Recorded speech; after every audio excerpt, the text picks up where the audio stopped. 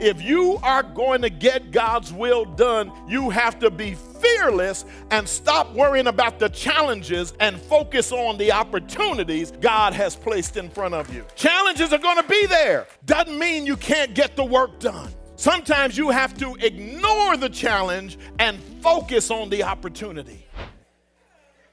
So God set the land before Israel. What did they do about it? Here's what I want you to see as I move into the second point. They request permission to check out the land. Look at, starting at verse 22. Every one of you, still in Deuteronomy 1, every one of you came near to me, Moses is still talking, and you said, let us send men before us, let us search out the land and bring back word to us. Let them search out the land and bring back word to us of the way by which we should go up and of the cities into which we shall come. And Moses said, the plan pleased me, so I took 12 of your men, one from each tribe. They departed and went up into the mountains and spied it out. Now let me pause long enough to say something.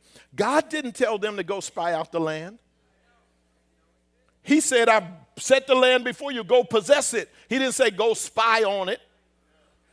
But sometimes we do things because we want to do them, and God doesn't always check you on everything.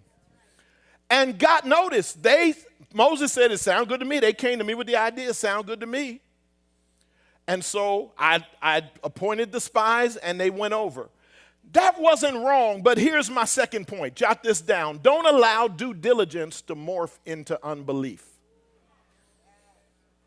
Don't allow due diligence to morph into unbelief. What does that mean? That means there are some things you say, well, if I'm going to start a business, I need to do some work. I need to lay out a business plan. I need to consult with some folks. Okay, nothing wrong with that. That's not a contradiction of faith. Just because God said he's going to bless you to establish the business doesn't mean you can sit around on your hands. So yes, there is due diligence to be done. In every venture, you gotta do some work of preparation. I want you to understand that so that you don't get into false condemnation. Yes, it is okay to, Jesus even said, if you're going to build a tower, you got to count the cost. If you're going to get some things done, there's some due diligence that's involved. But don't allow due diligence to morph into unbelief, because it can if you're not careful. Here's what I mean. So they sent the spies over, and the spies even came back saying, it is good, the land which God is giving us. Look at the first word of verse 26. Nevertheless, you would not go, Moses said. You rebelled against the command of the Lord your God. See, they went over and they saw the land was good, but they also saw the challenges. The land is good, but there are giants over there. The land is good, but they have fortified cities over there. The land is good, but the nations are strong over there. The land is great, but we can't fool with those people. That's where you're not doing due diligence now. Now you're expressing unbelief. God had set the land before them, had already promised it generations before, starting with Abraham. God has said, this is yours, go possess it. Y'all go over, spy it out, and say, yeah, it's nice, but.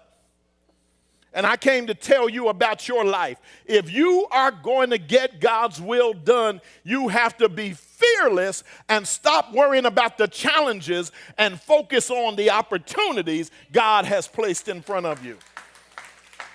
Challenges are going to be there. In any endeavor, challenges are going to be there. Doesn't mean you can't get the work done.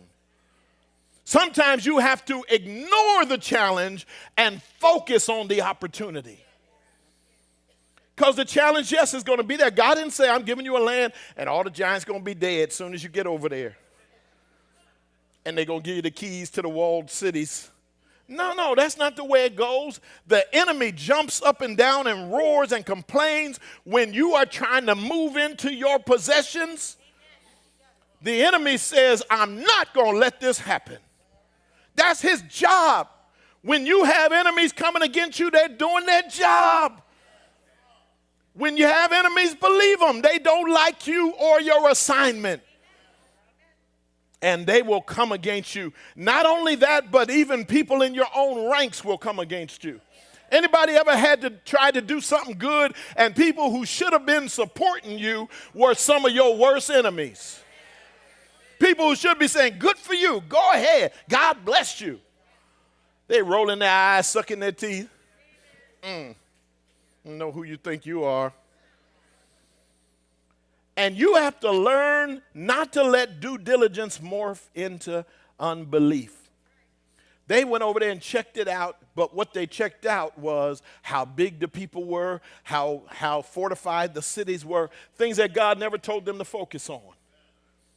Your job is to possess, not to analyze. Because analysis never advances the kingdom when it is done from a place of negativity. If you analyze, say, God is able to help me overcome this particular challenge I'm looking at. You've got to, so I need some of you, because some of you by temperament, some of you are given to the paralysis of analysis. Some of you, just your very temperament. Some of you all, you're given to the paralysis of analysis. That's what you do. You analyze. You ever been on a committee with folk? They about ready to go. They believe we've heard from God. This is what we're going to, this is a wonderful opportunity. We're going to help some people. And then there's some folks that, okay, now wait now. You ever seen these people, they just gifted to just slow it down. Just wait, I'm not sure. I can't tell you. And, people with my temperament, that's why we can't work on some committees. Because you got these people just analyze something to death. Just, okay, here's the opportunity. Let's move forward. Here's our plan. Let's move forward. I got a question. Okay, a couple of questions make sense. Let's all cover a couple of big item questions. But here you come with some little minutia. Yeah, the people just the paralysis of analysis. That's why I don't go to a restaurant who people don't know how to order. Just some folk just sit there and flipping pages, looking, let's see. 4 pages of food. Pick something so they can go get it started, please.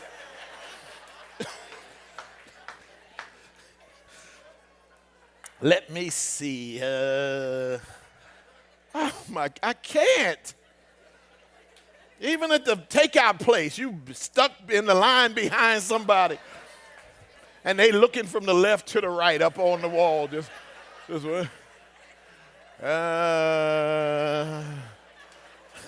same food over here, over there.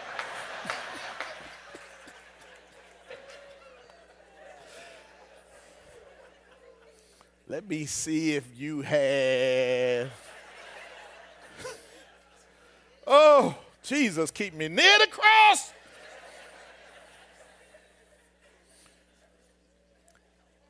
You can't calculate your way into the promised land. The promised land doesn't operate by calculations. You can't figure out whether you can fulfill God's purpose. You got to go and possess. Yes, do reasonable due diligence. If God's calling you to start a business, you do have to write a business plan. You do have to look at your funding opportunities. Yes, you got some stuff to do. But it's not negative if you don't make it negative. When you go to the bank and they say, we don't do these kind of loans, say, thank you very much. Don't stand in there and turn the place out. Because that's not your only funding source. Say, okay, God is not coming from these folk. Now you show me where it is coming. You got to see everything as a positive. When these people turn you down, that's one less bell to answer, one less egg to fry. I'm not going back there. Everything is moving you in the right direction. every no you hear that makes you closer to your yes.